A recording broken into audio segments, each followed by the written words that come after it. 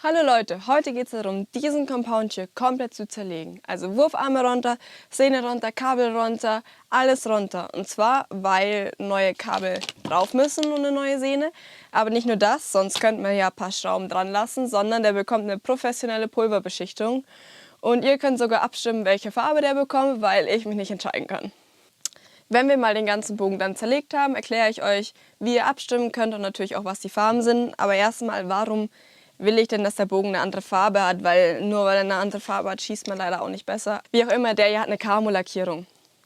Das ist zwar bis zur deutschen, also einschließlich der deutschen, bei uns erlaubt. Da kannst du auf der deutschen Meisterschaft auch noch mitschießen.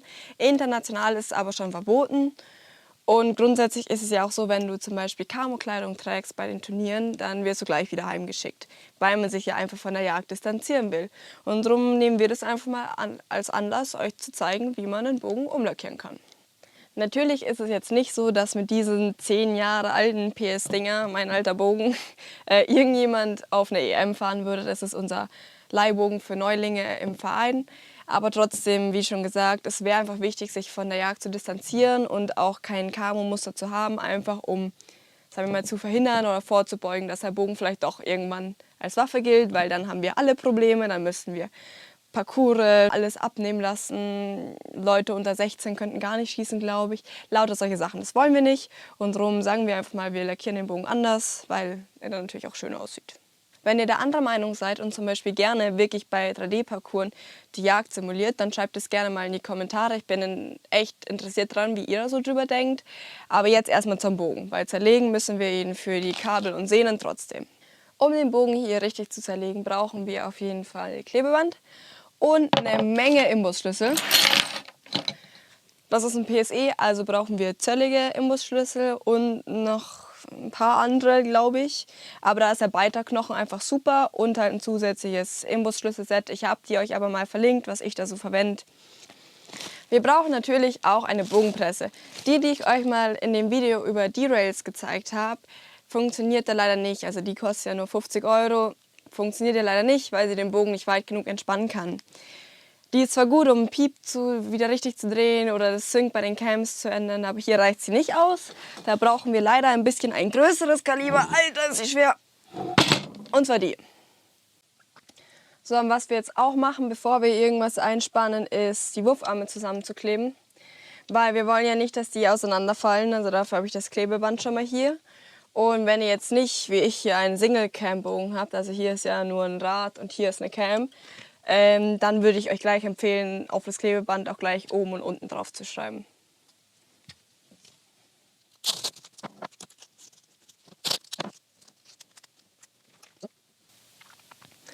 An dieser Stelle möchte ich dich kurz bitten, unseren Kanal zu abonnieren. Für dich kostet es nichts und uns hilft es einfach, eine weitere Reichweite zu kriegen und solchen Content hier zu createn.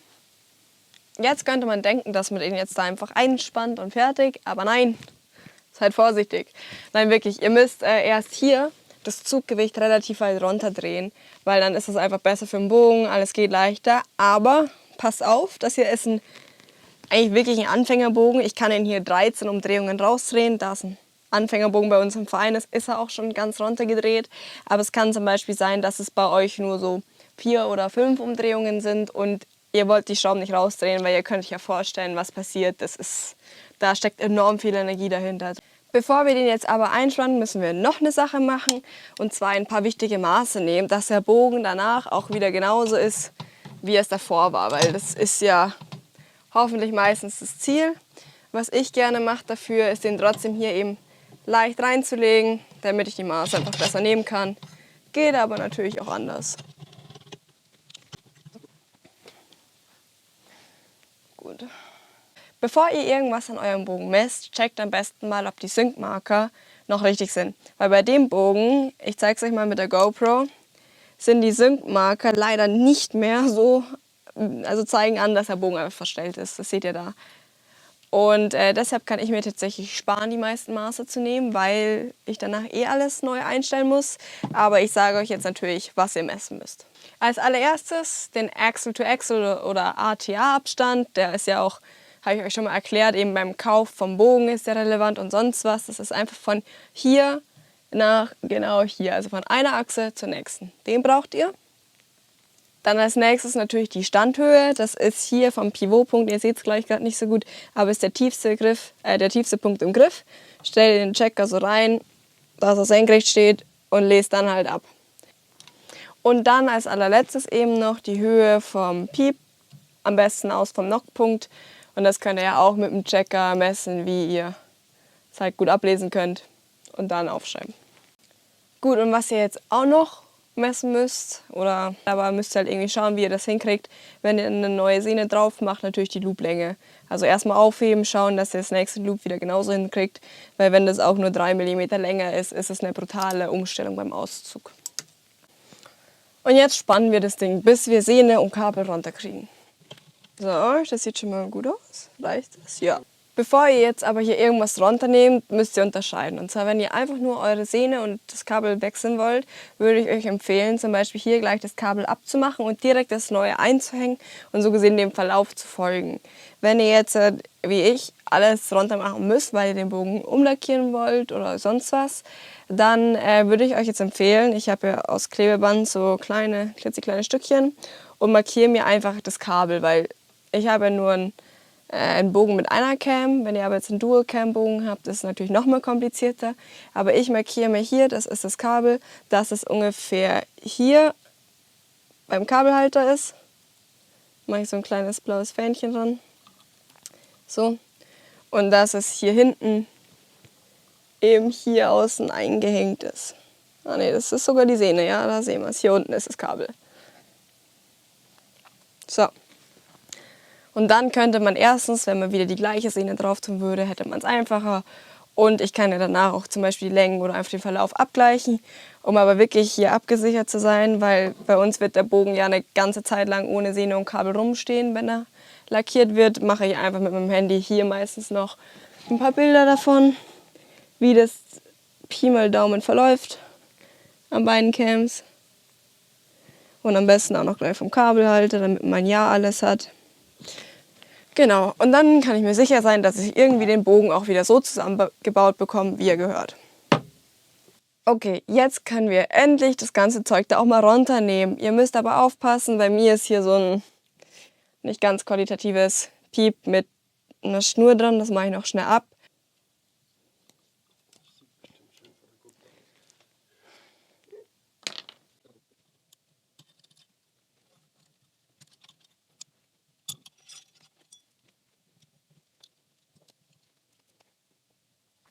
Und jetzt halt ganz langsam den Bogen entspannen und wichtig festhalten, sonst fliegt er euch raus.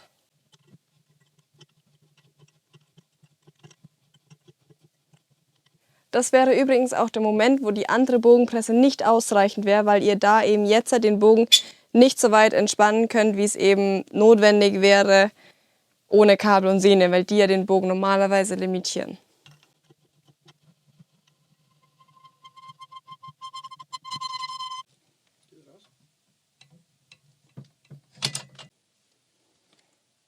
Jetzt kommt es ans wirkliche Auseinanderschrauben.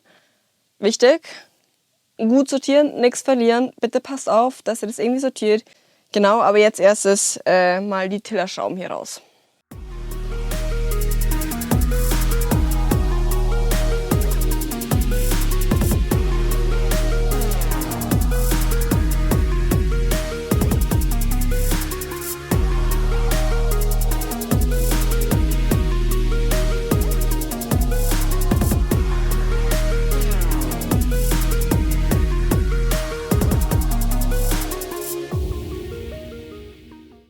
Da fällt mir gerade auf, eigentlich hätte ich meinen Bogenschraubstock auch hier am Tisch befestigen können. Der ist gerade leider in der Werkstatt und nicht im Studio.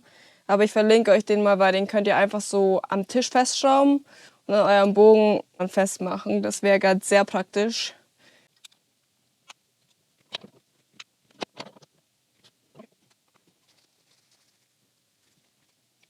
Nachdem unser Bogen jetzt schon sehr reduziert wurde, natürlich noch die ganzen anderen Kleinigkeiten, also den Stringstopp, die Kabelhalterung, Pfeilauflage und noch das, was im Visier übrig ist.